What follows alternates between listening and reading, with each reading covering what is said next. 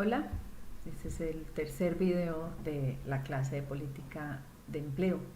Y vamos en los salarios de eficiencia. Otro ejemplo de modelo de salarios de eficiencia es el llamado modelo de justicia. Este es un modelo de Akerlof y Yellen. Lo que dice este modelo es que cuando los trabajadores consideran injusto un nivel, el salario que le están pagando, a ellos se les reduce la moral, ¿sí? Y entonces van a trabajar menos. Esto lo saben los empresarios. Pero además de eso, los empresarios tienen su corazoncito, tienen sentimientos de justicia y equidad. Ellos pueden sentir que deben pagarle bien a sus trabajadores. Y es que se sabe que el factor trabajo no es igual al capital, como lo modela el modelo clásico, el enfoque clásico. Cuando una máquina deja de funcionar, cuando ya no la necesitan, la ponen en un rincón y no pasa nada, la máquina no se pone a llorar. En cambio, un trabajador o los trabajadores, ellos sí, ellos sufren si los despiden, y entonces pues es otro factor de producción distinto, ¿no? Entonces se debe modelar de manera diferente según Yellen y Akerlof. Bueno, la idea es entonces que la productividad es discrecional, como habíamos dicho. Dicen ellos, a first day's work for a fair day's pay, es decir, un día justo de trabajo por un día justo de pago. Así funcionan los trabajadores. Entonces, miren que los empresarios saben esto, saben que para subir la moral y que entonces se esfuercen los trabajadores, ellos deben pagar un salario que consideren justo. La utilidad de los trabajadores, de hecho, va a depender de esta función de utilidad que les estoy señalando acá, es decir, va a depender del salario que ellos les pagan respecto al salario que ellos consideran justo, ¿sí? Va a depender, obviamente, positivamente de esto, va a depender también del esfuerzo, dependería negativamente. Obviamente, recuerden que a mayor trabajo, es decir, esfuerzo, menor utilidad, pero a mayor ocio, mayor utilidad. Entonces también va a depender de E negativamente, y va a depender de U negativamente también, porque a mayor desempleo, U es el desempleo, menor capacidad de negociación de los trabajadores. Entonces pues el salario de eficiencia requerido para estimularlos va a ser menor, ¿sí? O sea, su capacidad de negociar en todo caso en el mercado laboral. Tenemos entonces que los empresarios se enfrentan a lo que vamos a denominar restricción de salario justo.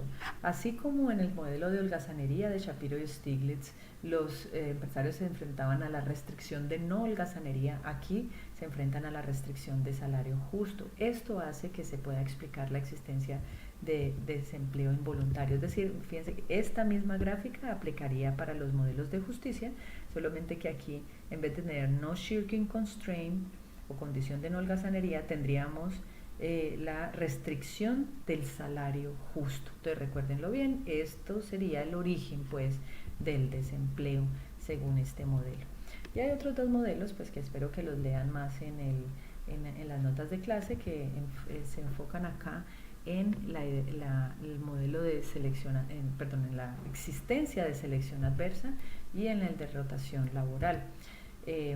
Ustedes este de rotación laboral lo leen en las notas. Me voy a referir al de selección adversa, que recuerden que funciona, o sea, que lo que la selección adversa dice es como un agente, por tomar una decisión que supuestamente lo va a favorecer, termina perjudicado, como en el caso, por ejemplo, de las aseguradoras, que si aumentan mucho la prima de riesgo que tiene que pagar la gente, pues la gente sana no va a pagar el seguro, y solamente la gente que más se arriesga, Palacio del Chicharrón, deportes extremos, se van a asegurar y estarán dispuestos a pagar la prima de riesgo alta. Entonces esto es adverso para las empresas, para las aseguradoras. Aquí también aplica en el caso de las firmas, que si por supuestamente ahorrar costos reducen los salarios, entonces se van a quedar con los peores trabajadores, con lo peorcito que hay en el mercado laboral, y van a ahuyentar a los buenos trabajadores, y entonces eso es el problema de la selección adversa. Entonces lo que dice este modelo es que para que las firmas, para evitar esa selección adversa, lo que hacen es ofrecer salarios de eficiencia por encima de los del mercado.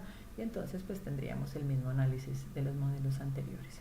Bueno, entonces si estos son si estos es lo que los modelos de salario de eficiencia dicen, ¿cuál es la enseñanza de política económica? Pues fíjense que ahí lo que tendríamos es que en realidad, dado que el desempleo es involuntario, ¿sí?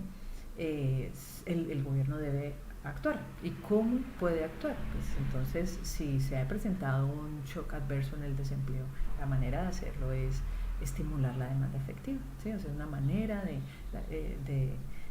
de pronto cerrar la brecha. No es que necesariamente vaya a desaparecer todo el desempleo, porque de todas maneras el origen del desempleo no es cíclico, ¿sí? O sea, no es porque la demanda efectiva esté por debajo, como decía Keynes, es producto de una decisión racional de los empresarios de pagar por encima.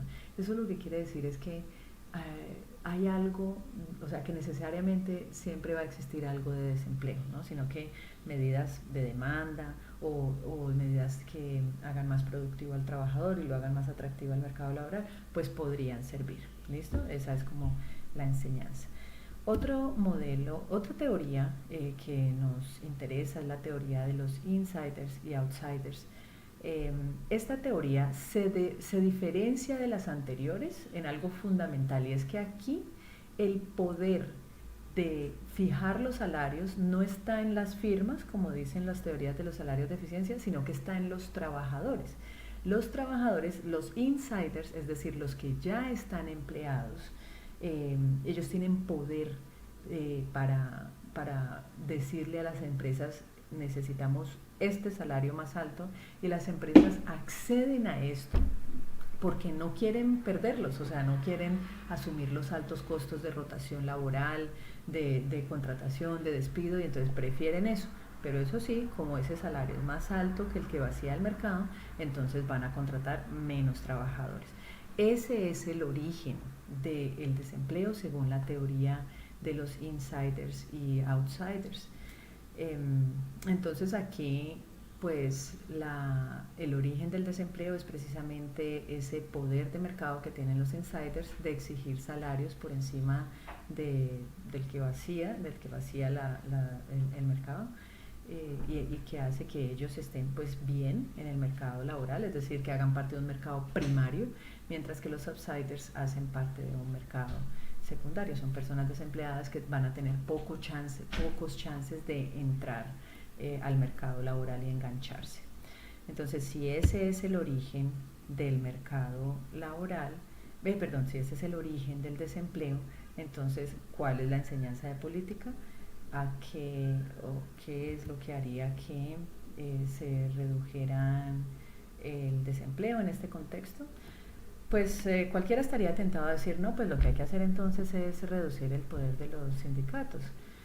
Pero pues recuerden que así como los gremios de producción son legítimos, o los gremios productivos, perdón, son legítimos, como pues todos los de la industria, el comercio, los bancos, pues también los sindicatos son legítimos, ¿no? Entonces no tendría por qué reprimirse el poder. Lo que sí es que podrían diferenciarse las demandas legítimas de los sindicatos de las que en realidad no son legítimas, cuando ya pueden estar un poco abusando del poder.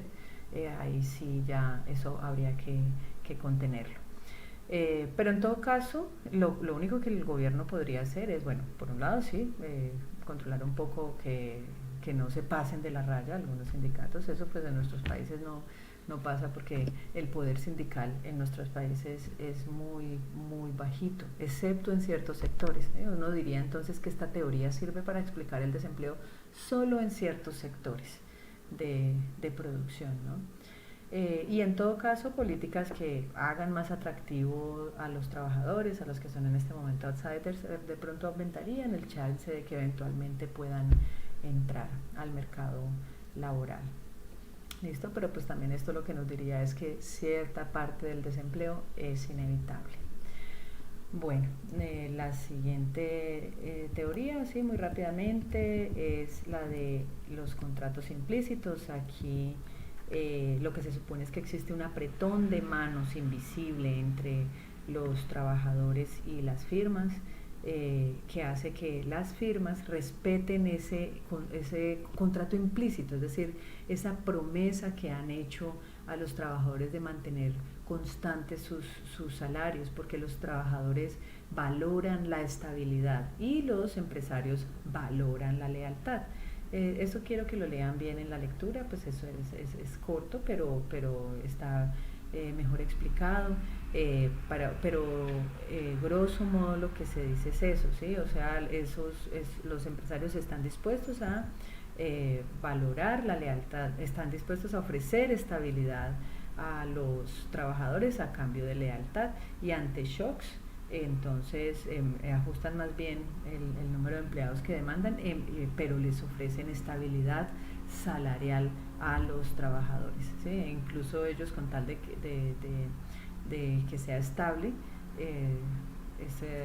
ese contrato, están dispuestos a aceptar salarios más bajos. Bueno, entonces ahí pues estaría el origen del desempleo, y es que esa existencia de contratos implícitos genera una rigidez salarial que hace que ante choques adversos de demanda, en vez de ajustarse el salario, se ajuste el empleo. ¿Listo? Bueno, y finalmente vamos a las teorías de búsqueda y emparejamiento, pero para que no nos quede muy largo el video, voy a hacer uno último que seguramente va a quedar más corto. Entonces, hasta pronto.